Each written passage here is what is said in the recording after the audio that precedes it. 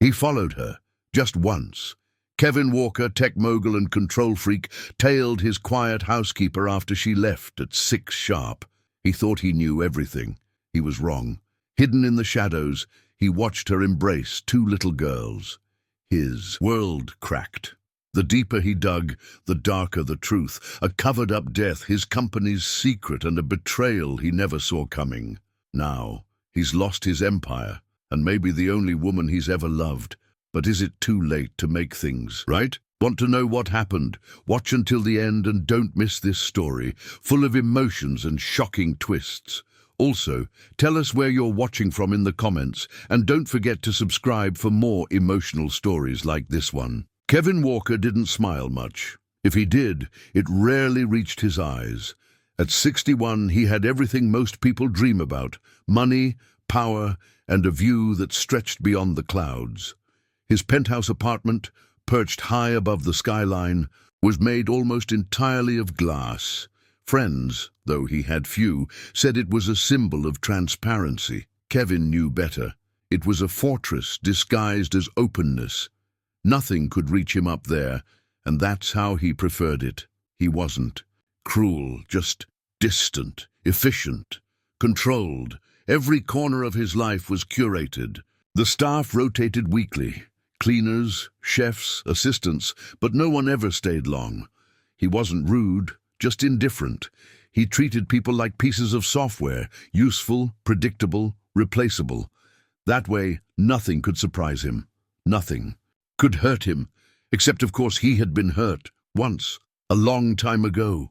Kevin's mother had left when he was 8. No note, no warning, just a whisper of perfume on the pillow and a quiet emptiness that followed him into every room. His father never spoke of her again. That silence grew into something fierce inside Kevin, a need for order, for control. If life was unpredictable, he would become unshakable, and so he did.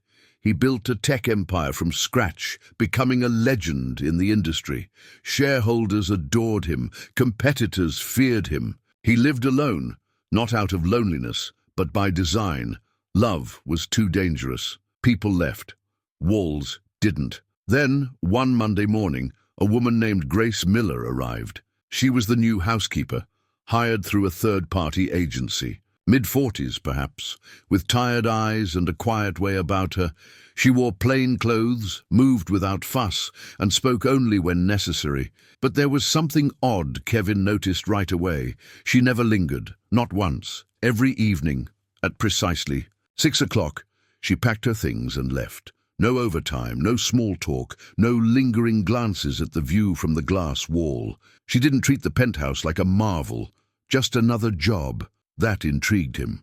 By Thursday, Kevin found himself watching the clock. 6 o'clock. Every time, without fail, she left. On Friday, he followed her. He told himself it was curiosity, maybe even a managerial concern. Where do my employees go when they clock out? But that wasn't the truth. Not really. The truth was simpler. He felt something unfamiliar, not attraction, not yet. Something quieter. A question. Who is this woman who leaves my kingdom without even a glance? That evening, Kevin left the glass tower for the first time in weeks. Not for a meeting, not for a deal, but to follow a housekeeper named Grace Miller into a part of the city he hadn't seen in decades. And what he found would change everything. The streets grew narrower as Kevin drove, the polished silence of his Mercedes clashing with the hum of a different world. Here buildings leaned tiredly against one another, their bricks chipped by time and neglect. Faded murals clung to cracked walls, memories of better days. He hadn't meant to follow her so far, but she never looked back, walking with quiet. Purpose down roads his navigation system didn't recognize. Eventually, Grace turned down a narrow alley, stepping through a dented metal gate behind a sagging duplex. Kevin pulled over, parking beside a rusted chain-link fence. From where he sat, he could just make out a window glowing faintly. He watched. Moments later, 2 small figures burst from the house. One ran headlong into Grace's arms, laughing, a sound so bright it startled Kevin. The girl had wild curls and boundless energy, her coat 2 sizes too big. The other, older and more reserved, walked carefully behind, a worn sketchbook clutched to her chest. Grace knelt, arms around both of them. There was no formality in her embrace. It was instinct, comfort, home. She kissed their foreheads and ushered them inside. Kevin's fingers tightened around the steering wheel. He had expected, what? A secret lover? A second job? Instead, he saw tenderness, responsibility, love, and hunger. Through the cracked window, barely veiled by a curtain, he caught a glimpse of their kitchen, small, dimly lit, barely furnished. Grace stood at a counter, slicing a loaf of bread, dividing it into 3 parts. She kept the thinnest slice for herself. The girls, unaware of his gaze, devoured their food like it was a holiday meal. Kevin couldn't look away. He had known wealth in every imaginable form. He dined in skyscrapers, ordered dinners that cost more than rent. Yet this quiet dinner, shared with grace and sacrifice, held a power he didn't understand. Not yet. Before he realized it, his eyes had welled. That night, he didn't return to his penthouse immediately. He drove aimlessly, lost in a fog of thoughts. Her name echoed Grace Miller, a housekeeper, a caretaker, a guardian. He didn't sleep much. The next morning, instead of heading to a board meeting, Kevin made an anonymous delivery, a brown box on her doorstep. Groceries, fresh fruit, peanut butter, a small envelope with cash. He didn't sign it. He didn't need to. He simply watched from down the street as she opened the door, stared at the box, and paused. She hesitated, but then, gently, silently, she brought it inside. Over the following days, Kevin found himself planning deliveries with the same precision he once reserved for merger deals. He never left notes, never lingered too long, but each item was chosen with intention. One day it was a stack of children's books, classics with pages that held both laughter and comfort. Another, a set of soft blankets folded carefully. In a box. Grace never said anything at work. She continued her routines, cleaning without comment, moving with her usual quiet rhythm. But something had changed, barely noticeable unless one was truly watching. Her shoulders, once always slightly hunched, carried a little less weight. Her eyes, though tired, occasionally lingered on the city skyline for just a second longer. Kevin noticed everything. In time, curiosity gave way to a different kind of attentiveness. He didn't just wonder what her life was like. He wanted to understand who she was when she wasn't scrubbing his countertops or folding towels with clinical precision. He discovered little through words. Grace spoke sparingly, but he pieced together details quietly, respectfully. The younger girl, the one with the laugh, was Emma, 7 years old, fearless, imaginative, always talking, always twirling. Her sister Chloe was 10 and rarely spoke at all. She drew instead, always that sketchbook, pages filled with intricate pencil lines, houses, faces, a dog that may have existed once. Sometimes she drew what looked like memories, picnics, bicycles, a woman smiling. Their mother had been Grace's sister Sarah. The name lingered in Kevin's mind longer than it should have. He wasn't sure why at first. It sounded ordinary enough, familiar but unplaceable. Still, something about it wouldn't let go. He didn't ask questions. It wasn't his place. Grace never offered explanations, and he respected that. But with each day, his understanding deepened, not just of her, but of himself. For the first time in years, Kevin began to notice how lonely his life had become. His penthouse, once a symbol of success, felt increasingly like an echo chamber. He found himself listening for the sound of Emma's laughter, for the scratch of Chloe's pencil on paper. And when Grace smiled, just once, barely, at a drawing Emma had made of a unicorn wearing a tiny business suit, it startled him, because for that brief second, her world and his weren't separate. They overlapped, and something within him stirred. Something long buried beneath spreadsheets and solitude. Weeks passed, and the rhythm of silent giving continued. Kevin, ever discreet, kept his distance, though every day it became harder to do so. He told himself it was enough to help without disrupting, to offer without demanding. But his curiosity, once mild, had deepened into something heavier. Not suspicion, not even attraction, not exactly. It was concern. It was care. One rainy afternoon, with the city shrouded in grey, Kevin found himself distracted during a quarterly review. The board spoke in numbers and projections, their voices echoing. Through the speakerphone, he nodded, gave curt approvals, but his mind was elsewhere, on a worn building across town, and on 2 children who might be out of milk. After the call, he stayed behind. Alone in the office, papers strewn across the desk, he sifted through. Older archives, files from internal audits, names of vendors, staff, consultants. He wasn't even sure what he was looking for until he saw it. A name, buried in a report from 6 years prior, tied to an incident involving one of the company's senior executives. A hit-and-run accident. The case had been quietly dismissed, settled. Kevin's security chief at the time, a man named Carl Dawson, had overseen the internal investigation. Payments were made, witnesses retracted. It had been buried. The victim's name chilled him. Sarah Miller. He stood still for a long time, heart thudding. The Miller name. Grace had never said her sister's name aloud, but he knew somehow that it had to be her. He flipped through. More pages, scanning feverishly. The executive responsible, Robert Stevens, his former right-hand man, ruthless, efficient, cold, the kind of man Kevin once respected. Kevin sat down, breath shallow.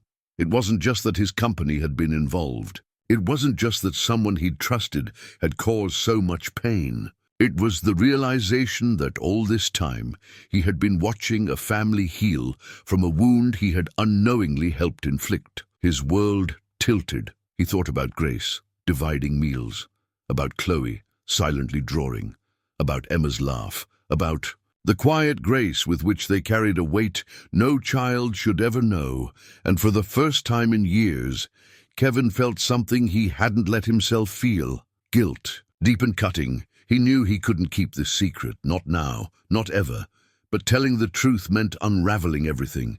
His reputation, his company, maybe even Grace's trust, fragile as it was. Still, he knew what he had to do. He just didn't know yet how to do it.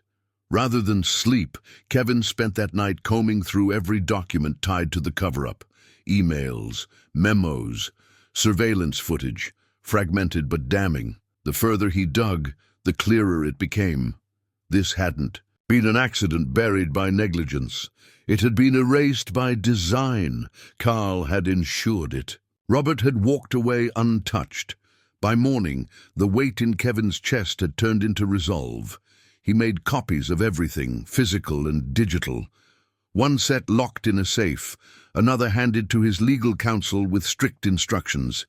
If anything happens to me, release it all. It wasn't drama, it was insurance. There were still people in his company who didn't mind silencing problems permanently. Still, even with everything ready, he didn't approach Grace. He wanted to. God, he wanted to. But the timing never felt right. She moved through his apartment with steady grace, unaware that the man she worked for had once unknowingly helped shield the people who shattered her family, until she found the folder. It was a Saturday. Kevin had left it on his desk, meaning to lock it away before she arrived. He'd been careless, distracted, and when he walked back into the office, she was already holding it. Her hands trembled. He didn't speak at first. There wasn't room for explanation. Not when her eyes were locked on the name at the top, Sarah Miller. Not when she recognized the photo of the car. Not when she saw Robert's name. Carl's signature. Grace didn't cry. She didn't shout. She simply closed the folder and looked at him. And in that silence, Kevin felt something inside him fracture. He stepped forward, tried to speak. "I didn't know," he said quietly. "Not until recently. But I swear to you I was going to—" She stepped back. "I was going to expose it," he tried again. "To fix it, Grace." Her voice, when it came, was soft and hollow. "You can't fix it." The words cut deeper than accusation. They were resignation. That night she didn't finish cleaning. She packed her bag, left the keys on the counter and walked away. Kevin didn't follow. He stood in his glass tower, watching the door long after it closed. Haunted not just by what he'd discovered, but by the one thing he couldn't undo. She had trusted him enough to come into his home. And now, she was gone. News broke the next morning. Kevin had submitted every file to the authorities overnight. Names, dates, transfers, cover-ups, it was all there. He didn't try to control the story. He didn't hire a publicist or prepare a statement. He simply let the truth fall, like a glass shattering on stone. The media pounced. At first they painted him as a whistleblower, a principled man exposing rot from within. But it didn't take long for the tone to shift. Headlines began to sting. CEO knew for weeks before acting. Too little, too late. From powerhouse to pariah. The board ousted him within 48 hours. Shares plummeted. His legacy, once revered, was now tangled in scandal. He didn't fight to stay. Instead, he signed the resignation papers in silence and walked away from the company he had built with his bare hands. The penthouse, too, was sold. He couldn't stand the echo of it anymore, the sterile air, the endless windows, the view that now felt more like exile than escape. He moved into a small apartment on the east side. 2 bedrooms, a noisy radiator, neighbors who played music. Too loud. It was the first place he'd lived in years that didn't feel like a museum, but none of that hurt as much as Grace's absence. He heard nothing from her. No call. No message. The deliveries stopped. The laughter, too. Nights became. Long he would sit in the quiet, staring at his phone, half hoping to see her name, or Emma's, or Chloe's. Sometimes he imagined knocking on her door, offering an apology too large for words. But what could he say that wouldn't sound like defense or excuse? Instead, he stayed still. Somewhere across the city, Grace was unraveling in her own way. Grief twisted with betrayal, memory tangled with pain. She'd buried her sister once. Now it felt like she'd lost the fragile hope she'd begun to rebuild. Still, she pressed on. For the girls. Always for the girls. One night, she visited. Sarah's grave, no children, no one else. Just her and the wind. She knelt before the stone, fingers tracing the letters. "I'm trying to let go," she whispered. It wasn't forgiveness. Not yet. But it was the first time in years she didn't. Cry behind her, the trees stirred softly. And for the first time since leaving Kevin's office, she didn't feel like she was running. The visit to Sarah's grave lingered in Grace's mind for days. Something in the quiet of that moment, kneeling in the grass, whispering to a sister she could no longer touch, had loosened a knot inside her. She wasn't whole, not yet. But the weight she carried didn't feel as heavy. At home, life moved forward. School lunches, bedtime stories. Chloe returned to her sketchbook, Emma to her cardboard kingdoms built from old boxes. They didn't mention Kevin by name, but he hovered around them like a ghost, unseen, unspoken, but never absent. Until one morning, the girls were gone. Not missing, just gone from the apartment when Grace came out of the shower. A note in Emma's handwriting sat on the kitchen table, crooked and determined. "We're safe, don't worry, we just want to say hi." Panic surged, then faded almost as quickly, replaced by a strange, tired knowing. Grace had a feeling where they'd gone. Across the city, Kevin opened his apartment door to 2 small figures, bundled in second-hand coats. Emma barreled into him without hesitation, arms wrapping tight around his waist. "You look weird without a tie," she said matter-of-factly. Chloe stood behind her, quiet as always, then reached into her coat and handed him a folded piece of paper, a drawing. 4 figures, Kevin, Grace, Emma, and Chloe, holding hands beneath a golden sun. Kevin knelt slowly, heart lodged in his throat. "You drew this?" Chloe nodded. He didn't ask how they found him. He didn't care. All that mattered was that they were there. When Grace finally arrived, out of breath, furious, terrified, she stopped cold at the doorway. The scene froze her. Emma laughing, Chloe seated at the edge of Kevin's couch, Kevin kneeling on the carpet like a man who had just remembered how to breathe. She didn't walk in. Not at first. Instead, she watched, and then she stayed. They spoke in the hallway, voices low. Kevin apologized again, not with arguments or explanations, but simply and directly. I hurt you. I know. And if you never forgive me, I'll understand. But I never wanted this pain to live in your home. Grace didn't promise forgiveness, but she looked at him, eyes steady, and said, I won't punish them for your sins. It wasn't reconciliation, but it was something. In the weeks that followed, a fragile rhythm emerged. Kevin didn't force his way back in. He waited, visited when invited, brought over books, helped Emma with her multiplication tables, listened, while Chloe read aloud, softly but growing steadier each time. He never expected anything in return. Grace watched it all unfold, cautious but no longer closed.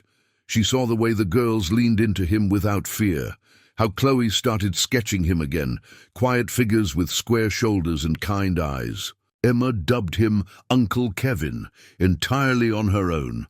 Still the past hovered. When Kevin was called to testify, the courtroom pulsed with tension. Robert Stevens and Carl Dawson sat across the aisle, blank-faced. Kevin stood, voice calm, evidence in hand. He spoke not just of facts, but of failures, his own included. In the gallery, Grace sat with Chloe beside her, hand clenched tightly around her daughter's. Emma sat still, unusually quiet, a folded drawing in her lap, a shield, a sword, and a heart. That's Uncle Kevin, she whispered, fighting the bad guys. Chloe didn't look away from the witness stand once. After the hearing, reporters surged like waves. Grace stepped instinctively in front of the girls, but Kevin was already there, shielding them with his body, saying nothing, just standing, between them and the noise. That night back home, something shifted. Grace reached for a photo on the shelf. Sarah, holding a young Chloe in a sunlit park. She replaced it, not with Kevin's portrait, but with a new picture, the four of them, arms looped together, snapped on a quiet day in the park. Her walls, once lined with silence, began to make space for a new kind of memory. Chloe fell ill the following weekend, feverish, restless. Kevin arrived without being asked, sat by her bedside, reading her favorite book until she drifted to sleep. From the hallway, Grace watched, the last of her defenses crumbling without ceremony. One evening after dinner, Chloe whispered, "Do you think Aunt Sarah would be proud?" Grace didn't answer right away. Instead, she looked across the table at Kevin, elbow deep in Emma's art supplies, and said softly, "Yes, I think she already is." Later that night, as Emma sketched stars on the kitchen wall and Chloe called Dad from the bedroom, Kevin froze. She peeked out again. "I meant it?" Grace turned to him, eyes full, and nodded. They never chased perfection, just each other, and that was enough. Years later, the apartment still smelled faintly of crayons and cinnamon toast. Emma had turned 13, her laughter now deeper, but just as bright. Chloe, nearly 16, painted more than she drew, canvases, filled with quiet light. Grace graduated with honors in business management, her eyes sharper, her steps firmer. Kevin never rebuilt his empire. He didn't need to. He worked just enough, consulted when asked, but spent most of his time exactly where he'd once been, most afraid to be, present. One autumn evening, they sat on the couch, legs tangled, arms draped over shoulders. A storm rolled outside, gentle and distant. Grace rested her head on Kevin's shoulder and murmured almost to herself, "Funny, isn't it? You followed me once." He smiled, eyes on the girls. "And I've been trying to catch up ever since." The wind knocked gently against the windows, but inside all was still and full. If this story moved you, even just a little, consider subscribing to the channel. We share tales that linger in the heart and remind us what really matters. And if you believe in second chances, in quiet courage, in love that doesn't quit, you'll feel right at home here. We'd be honored to have you with us.